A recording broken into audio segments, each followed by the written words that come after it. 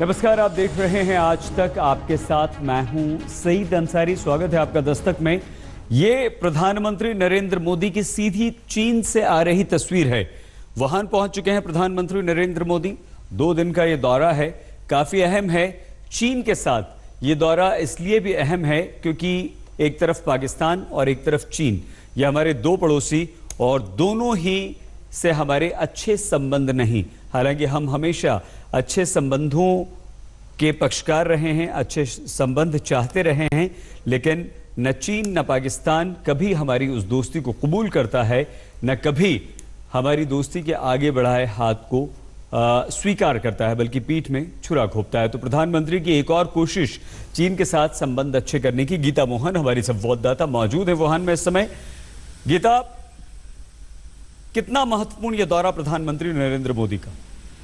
बहुत ही महत्वपूर्ण है सईद, इसलिए क्योंकि कई महीनों तक जो ट्रबल्स, जो प्रॉब्लम्स, जो तकलीफें भारत और चीन के बीच हुई, जिसकी वजह से काफी माहौल बिगड़ गया था दोनों देशों के बीच, उसको खत्म करने के लिए जहां एक तरफ काफी अफसर दोनों तरफ से लगे हुए थे, वो ठीक नहीं हो पाया और अब जाके लगता है कि पॉलिटिकल लेवल का इंटरवेंशन की जरूरत थी, जो प्रधानमंत्री नरेंद्र मोदी और शी जिनपिंग के मीटिंग के द्वारा होगा।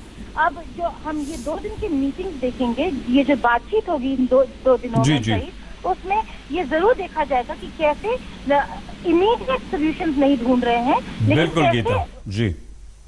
गीता, हम और जानकारी आपसे लेंगे, लगातार आपसे बात करते रहेंगे। प्रधानमंत्री नरेंद्र मोदी चीन के दौरे पर वुहान पहुंच चुके हैं। तस्वीरें हम आपको दिखा रहे हैं। वुहान में उनके भव्य स्वागत के लिए तमाम तैयारियां हैं, लेकिन सवाल बड़ा यह है कि क्या प्रधानमंत्री नरेंद्र मोदी चीन के धोखे और अविश्वास वाली उस मानसिकता को खत्म करने में सफल हो पाएंगे, जिसके चलते दोनों देशों के संबंध एक कदम आगे बढ़ते हैं तो 2 कदम पीछे हट जाते हैं।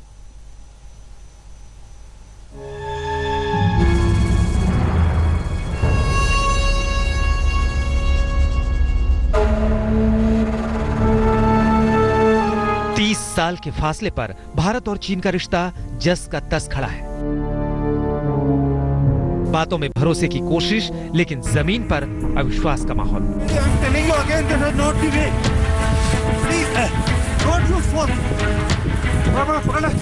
तो क्या चंद घंटों बाद जब चीन के राष्ट्रपति शी जिनपिंग से प्रधानमंत्री नरेंद्र मोदी की भले ही अनौपचारिक सही, लेकिन होगी तो शिखर वार्ता ही। तो सवाल है कि क्या इस मुलाकात में उन मुद्दों का हल निकलेगा जिसने भारत की सरदर्दी बढ़ा दी है। पहली चुनौती ये कि क्या डोकलाम में भारत चीन की तनातनी खत्म करने में इस मुलाकात की कोई बड़ी भूमिका होगी। दूसरी चुनौती पाकिस्तानी कब्जे वाले कश्मीर में चीन के दखल को लेकर भी है कि क्या भारत से रिश्तों की कीमत पर वो यहाँ सड़क और दूसरे इंफ्रास्ट्रक्चर बनाता रहेगा। तीसरी चुनौती ये है कि क्या मसूद अजहर को अंतर्राष्ट्रीय आतंकवादी घोषित करने की भारत की कोशिशों का समर्थन करेगा या आगे भी अड़ंगा ही लगाएगा। चौथी चुनौती है कि न्यूक्लियर सप्लायर्स ग्रुप यानी एनएसजी में भारत की एंट्री को चीन समर्थन के लिए तैयार होगा। और पांचवी चुनौती उस कारोबारी असंतुलन को मिटाने की है जिसमें चीन ने तो भारत के बाजार पर काफी हद तक कब्जा कर रखा है, लेकिन भारत के लिए चीन का मार्केट अभी तैयार नहीं है। ये सवाल इसलिए खड़े हैं कि प्रधानमंत्री बनने के बाद ही मोदी ने चीनी राष्ट्रपति शी जिनपिंग को भारत बुलाया था, लेकिन जिस वक्त शी जिनपिंग साबरमती नदी के किनारे झूला झूल रहे थे, उसी वक्त चीनी सैनिक जम्मू और कश्मीर में चुमार में घुस गए। तो सवाल फिर यही है कि भारत और चीन के रिश्ते फिर से 1988 के वक्त में ही ठहरे हुए हैं, क्योंकि जिस वक्त राजीव गांधी चीनी राष्ट्रपति डेंग जियोपिंग से मुलाकात कर रहे थे, उस वक्त समडोरोंग में चीन का अतिक्रमण था। और अब जब प्रधानमंत्री मोदी शी जिनपिंग से मिलेंगे तो डोकलाम का विवाद सिर पर खड़ा है। राजीव गांधी के लिए चीन की उस यात्रा को सफल बनाने वाले विजय गोखले उस वक्त चीन में फर्स्ट सेक्रेटरी थे, जो मोदी सरकार में विदेश सचिव हैं। और बड़ी बात ये कि 30 साल पहले राजीव भी उस वक्त चीन की यात्रा पर थे, जब 1 साल बाद चुनाव होने वाला था। और अब मोदी भी तब गए हैं जब 1 साल बाद ही उनको भी जनता के बीच जाना है। दरअसल 1954 में तब के प्रधानमंत्री जवाहरलाल नेहरू ने चीन के साथ नए रिश्तों की बुनियाद रखने के मकसद से वहां की यात्रा की थी, लेकिन वो बुनियाद कमजोर निकला क्योंकि भारत के भरोसे के सीमेंट में उसने धोखे की रेत मिला दी। तब से कोशिशें बहुत हुई, कामयाबी नहीं। अब फिर से प्रयास हो रहा है तो उम्मीद रखने में हर्ज क्या है। अनंत कृष्णन, वुहान, चीन, आज तक।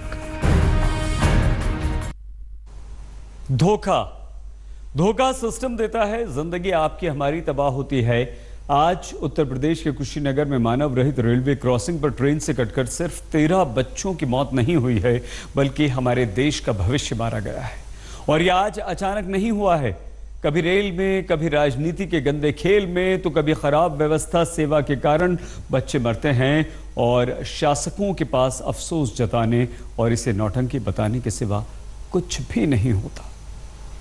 इनका बचपन चला गया, इनकी जवानी मटिया मेट हो गई, इनके बुढ़ापे की लाठियां चली गई, इनकी जिंदगी की मुस्कान चली गई।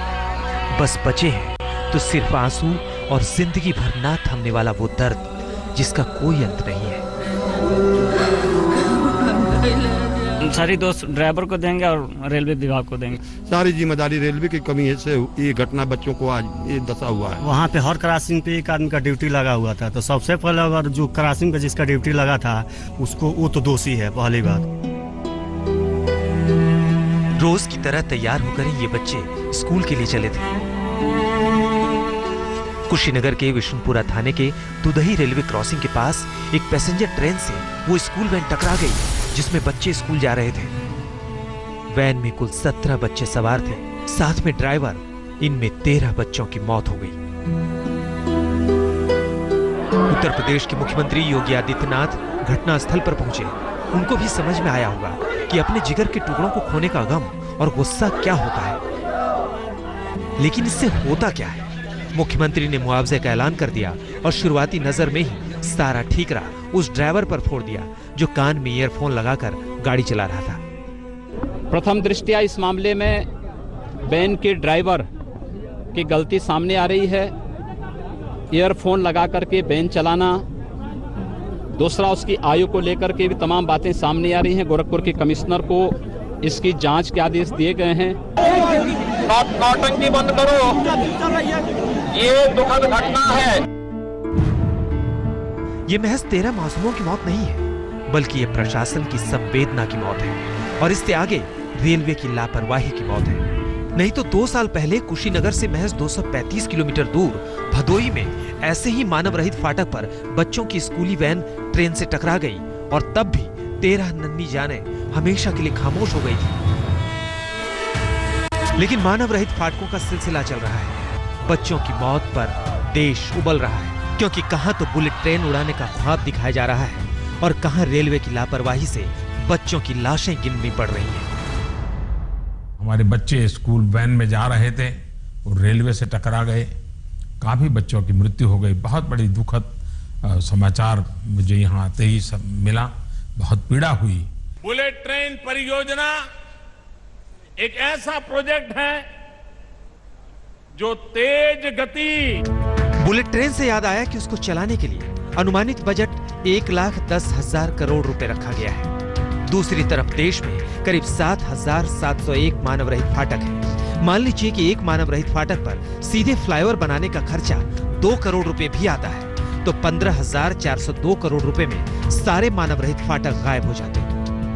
रेलवे का दावा है कि 2020 में 31 मार्च तक ये काम पूरा कर लेगा, लेकिन क्या तब तक बच्चों की मौत का काफिला ऐसे ही चलेगा?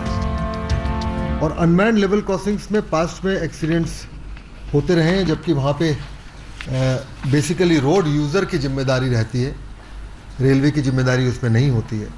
बट फिर भी हमारी टेरिटरी में होता है तो हम लोग का कंसर्न तो रहता ही है। बच्चे रेल के शिकार हैं, बच्चे राजनीति की गंदी खेल के शिकार हैं। नहीं तो उनके साथ सामूहिक बलात्कार और हत्या पर राजनीति के ठेकेदार धर्म का पाखंड ओढ़कर सामने नहीं आ जाते। चाहे मंदिर हो या मदरसा, बच्चे कहीं सुरक्षित नहीं हैं। 2015 में पॉक्सो के तहत बच्चों और बच्चियों से बलात्कार के 10,854 मामले दर्ज हुए और 2016 में यह बढ़कर 19,765 हो गया।